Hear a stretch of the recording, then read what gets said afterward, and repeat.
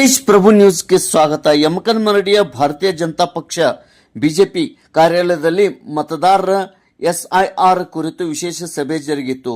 ರಾಜ್ಯ BJP SC Morcha ಪ್ರಧಾನ ಕಾರ್ಯದರ್ಶಿ ಬಸವರಾಜ ಹುಂದ್ರಿ ಮಾತನಾಡಿ, ರಾಜ್ಯದಲ್ಲಿ ಎಸ್ಐಆರ್ ಪ್ರಕ್ರಿಯೆ ಪ್ರಾರಂಭವಾಗಿದ್ದು, ಮತದಾರರ ಪಟ್ಟಿಯಲ್ಲಿ ಅರ್ಹ ಮತದಾರರಿಗೆ ಅನ್ಯಾಯವಾಗದಂತೆ ನೋಡಿಕೊಳ್ಳಬೇಕು, ಪಕ್ಷ ಸಂಘಟನೆ ಮಾಡಬೇಕು.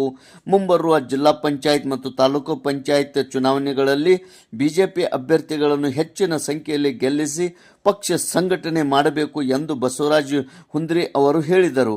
ಸಭೆಯಲ್ಲಿ ಯಮಕನಮರಡಿ ಬಿಜೆಪಿ ಅಧ್ಯಕ್ಷ ಶ್ರೀಶೈಲ್ ಯಮಕನಮರಡಿ, ಅಪ್ಪಯ್ಯ ಜಾಜ್ರಿ, ಈರಣ್ಣ ಗುರವ್, ನಿರ್ವಾಣಿಯನ್ನ ಹುಲಿಕಟ್ಟಿ, ಗುರುನಾಥ್ ಚಂದಾಪಗೋಳ್, ಸಂತೋಷ್ ಪಾಟೀಲ್, ಭೀಮ್ಗೋಳ್ ಮತ್ತಿತರರು ಹಾಗೂ ಬಿಜೆಪಿ ಕಾರ್ಯಕರ್ತರು ಉಪಸ್ಥಿತರಿದ್ದರು.